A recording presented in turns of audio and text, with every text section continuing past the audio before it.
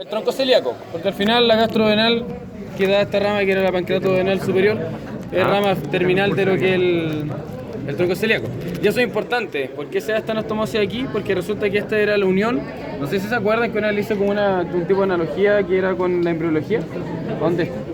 Pero donde están el intestino embrionario dividido en tres: uno anterior, medio y posterior, ¿ya? O distal, medio y proximal.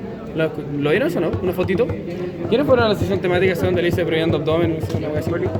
Ya fueron y no se acuerdan, güey. Ya, pero les puse. Me esmeré caleta, tú sabes, me esmeré en encontrar una maldita foto de mierda. Tengo que sacarle una foto del cuaderno, o sea, ni siquiera el cuaderno, el libro, para encontrarla, ¿ya? ¿Y es por qué? Porque la irrigación de todo esto viene determinada del origen embrionario en tres principales arterias. El intestino anterior va a ser por el tronco celíaco, intestino medio va a ser por la mesentérica superior, y intestino posterior por la mesentérica inferior, ¿ya? Y aquí es donde se ve ahora en la adultez esa anastomosis. ¿Mediante qué? ¿Mediante qué? La unión de estas dos arterias pancreato-duodenales. Superior, que viene al tronco celíaco de forma terminal, y la inferior, que viene de las primeras ramas. De hecho, si no me equivoco, la primera rama es la mesentérica superior. ¿Se entiende? Eso es importante. Y va a irrigar principalmente todo lo que es la cabeza del páncreas. Porque el cuerpo y la cola va a ser por la arteria esplénica, por la arteria dorsal del páncreas y todas esas ramas como chiquititas que van saliendo desde la arteria esplénica, ¿ya? Otra cosa importante, volviendo al estómago, es que la curvatura mayor no hemos terminado su irrigación. La curvatura mayor es por las arterias gastromentales, derecha e izquierda. La derecha, ¿le dije dónde venía? Venía directamente de la hepática propia, generalmente.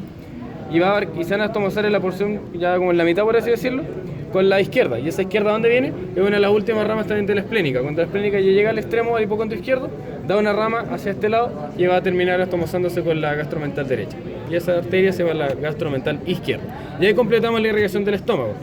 Ahora, la esplénica igual tira una rama cuando va pasando, además de dar la dorsal del páncreas, en la mitad de su recorrido, también va a dar una arteria que se llama la arteria gástrica posterior, que va a ir subiendo por toda la parte posterior del estómago. ¿Se entiende? Y eso es todo. Esa es la irrigación del estómago, con todo su lujo de detalle. ¿Qué otra cosa importante? Donde estos aumentos no van a estar cubriendo la curvatura, donde están pasando las arterias. El aumento no se agarra de la parte donde están las arterias van por otra parte, ¿ya? Van desnudas en ese sentido, ¿ya? ¿Qué más? Y aquí no tenemos mucho más que tampoco. Ya, ¿a qué altura nosotros vamos a tener el píloro? Normalmente, cuando yo digo normalmente, en la posición de cúbito supino. Ahí es cuando normalmente se hace por anatomía, donde tenemos el cadáver de cúbito supino. Entonces por eso se toma así, pero cuando uno está erguido, de hecho es el estómago de las personas más delgadas y de tronco más largo pueden llegar a tener el estómago a la altura de la pelvis, ¿ya? Aunque no lo crean, puede ser así, le ven que va la caga, pero sí se puede. Pero normalmente está en el epigastrio, en esta posición. ¿Y a qué altura va a quedar el píloro? ¿Ya sabe? ¿Ah? L1, súper bien. A esa altura va a estar el plano transpilórico, por eso es importante que lo sepan. ¿Se acuerdan de ese plano o no? Pasa a la altura de L1, entonces ahí era para que asociaran más o menos el tema de los planos. ¿Y dónde va a estar el cardias? A la altura de T11, ¿ya? Esa es más o menos la referencia, donde ustedes pueden encontrar el decúbito supino el estómago, ¿ya? Y se dirige hacia la izquierda, obviamente, porque hacia ese lado está la convexidad, ¿ya? Y aquí entonces la convexidad es hacia la izquierda, que tiene el estómago, después se invierte en el duodeno, donde la convexidad va a dar hacia la derecha, ¿ya? Eso es importante. Entonces, este duodeno va a ser solamente en una parte, va a ser como peritonizado totalmente, es decir, va a tener un meso, ¿ya? Y esa va a ser la ampolla duodenal, que es la primera parte que mide alrededor de 1 centímetro de la porción superior del duodeno, que es la primera parte, que está a la altura de L1. ¿Por qué hay una ampolla ahí? Porque es donde se produce la acumulación y eso regula también el paso del quimo hacia el resto del intestino, ¿ya? ¿Quién más regula eso? El píloro, porque me parece que ese es realmente como el que va a dar el peaje para el paso de esta estructura hacia el resto del tubo digestivo. El cardias no hace eso, sino que lo hace el hiato esofágico, ¿ya? Acuérdense de eso. La línea Z también se dice que está a la altura de T11, por lo mismo, acuérdense de las dos formas, al final la misma hueá, ¿ya? ¿Qué más? ¿Qué significa la línea Z? De zigzag. ¿Ya? De la mucosa esofágica a la mucosa gástrica. Muy bien. Ahora, ¿qué cosa importante? Nosotros, hablando un poco más de clínica del estómago, antes de seguir con todo esto, nosotros tenemos varias como cosas interesantes que hablar del estómago. Partiendo por el dolor referido. El dolor referido al estómago suele ser muy intenso, porque aquí es donde están llegando los troncos vagales, así como su máxima expresión, formando la primera como estructura plexiforme aquí, ¿ya? Que es el plexo gástrico. Entonces, el dolor, ¿a dónde se va a irradiar? Generalmente al epigastrio, pero también suele irradiarse hacia posterior, a la misma altura, ¿ya? Que suele ser T11. ¿ya? A esa altura por la espalda, suelen referir dolor en la espalda. Otra cosa importante es que aquí tenemos dos tipos de úlceras, las úlceras pépticas y las úlceras gástricas. ¿Cuándo nosotros podemos diferenciarlas? En que las úlceras pépticas van a ser en la parte pilórica de todo esto y las úlceras gástricas van a ser la porción más alta, ¿ya? ¿Cuál es la arteria que más se lesiona todo esto? Si no me equivoco era la supraduodenal, que es una de las primeras ramas de la gastroduodenal, que es muy pequeñita y que va a estar por encima del duodeno, irrigando también parte del píloro y qué sé yo, toda esa zona, ¿ya? En algunos niñitos también a veces pueden encontrar que este píloro se engrosa demasiado y eso no deja que regule de buena forma todo esto porque hay una hipertrofia de estas fibras circulares, ¿ya? Y eso suele pasar, de hecho, en más niños que en niñas. No me acuerdo cuánto era la proporción, pero era igual bastante común. Sobre todo se daba en gemelos. ¿Ah? Estenosis pilórica, sí, ese es el nombre. Gracias, seguro. Entonces eso es lo importante de lo que es clínica del estómago. Ahora, siguiendo con todo esto, entonces teníamos una convexidad hacia la derecha del duodeno, ¿no es cierto?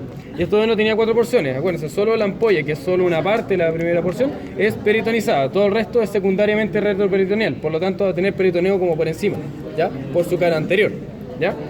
Entonces, la primera porción medía 5 centímetros y es la más corta junto con la porción ascendente, que es la cuarta porción. Y es la última parte que va hacia el ligamento de Treitz. ¿Se acuerdan cuál era el ligamento de Treitz? Que se los he contado ya 2 veces.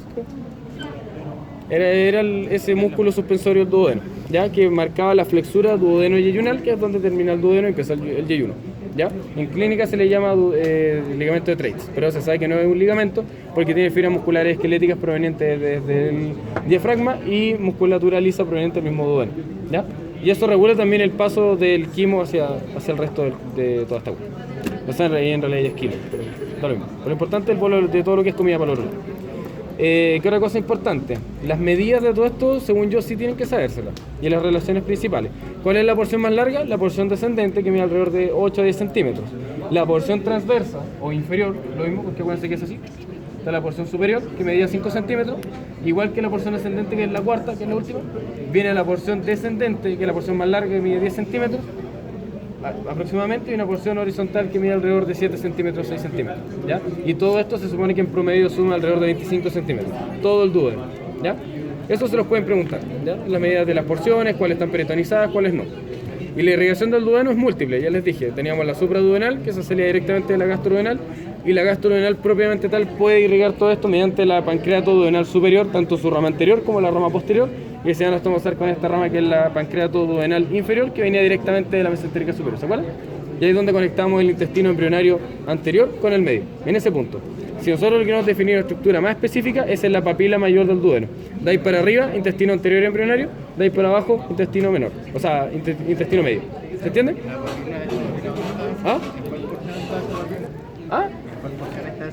La papila está en la porción descendente, porque ahí es donde llega la ampolla hepatopancreática, que es donde llega el colédoco con el conducto pancreático principal, se conectan, forman la ampolla y ahí entran por...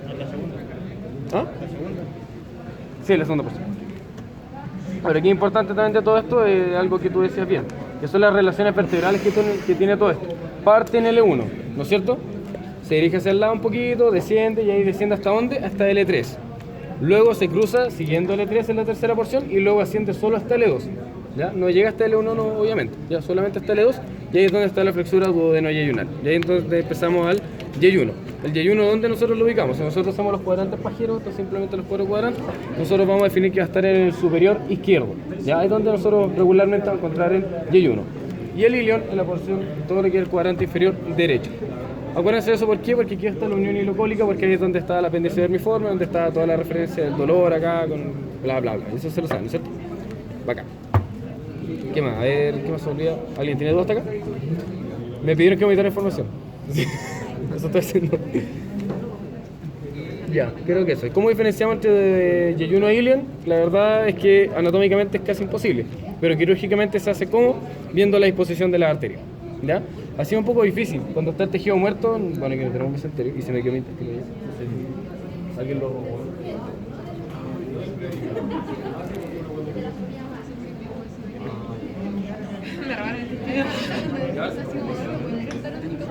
No me lo han robado todavía. Ya, no sé, este era intestino grueso. Ya no importa, pero lo importante aquí es que uno no alcanza a diferenciar ya la estructura sin sangre, es casi imposible diferenciar las arterias, ¿ya? Prácticamente imposible a través de estas estructuras que son los mesos, ¿ya? Por lo tanto, solo en tejido vivo. Por eso se habla que quirúrgicamente se pueden diferenciar. ¿Por qué? Porque las arterias arqueadas, las arterias ileales y yeyunales tienen distinta disposición y longitud, ¿ya? Por eso se pueden diferenciar. Pero es netamente eso, ¿ya? Eso es lo importante. ¿Las venas sí se pueden diferenciar o no? No sé. Porque en el mesenterio... En el mesenterio sí se ve, ¿no? Sí, las arterias igual deberían verse. Ah, ya. Pero claro, quizás las venas se pueden ver más porque tienen un color más opaco. Podría ser. Pero la verdad no lo sé. No tengo idea. ¿Se entiende? Ya, eso es importante. Toda esta estructura, es decir, todo el yeyuno, ilion va a estar cubierta por peritoneo totalmente, por lo tanto van a tener un mesenterio, que la raíz del mesenterio iba a ser desde acá arriba, ¿no es cierto? Aquí a altura más o menos. Eso le va a hablar hoy día, ¿no es cierto? Del ángulo Y1 duodenal. ¿Ya? ¿Hasta dónde? Hasta la articulación Sacroiliaca ilio-sacroiliaca. derecha. Muy bien. ¿Cuánto mide? Caleta. ¿Cuánto les dijo este año? No, no sé, no dijo. 15 centímetros aproximadamente, por lo que tengo entendido. ¿Cuánto les dijo? No dijo. ¿No dijo nada? Ya, pero normalmente ustedes lo van a ver como 15 centímetros. ¿Ya? Desde la flexura duodeno-yeyunal hasta la sacroiliaca derecha. Desde forma oblicua. ¿Ya? De hecho, se apoya sobre el páncreas, sobre parte del duodeno, etc. Por eso el duodeno está cubierto por peritoneo por anterior, porque es donde está la raíz del mesenterio. Sobre todo también del mesocolon transverso va a estar apoyado sobre la porción descendente del duodeno. Y hace una relación igual importante. Ahí es donde se produce este desdoblamiento, donde viene el peritoneo y hace esto, formando el mesocolon transverso. En esa parte. Entonces, ¿qué más importante de todo esto? Ya, según yo, bueno, todo esto irrigado por la arteria mesentérica superior, ¿no es cierto?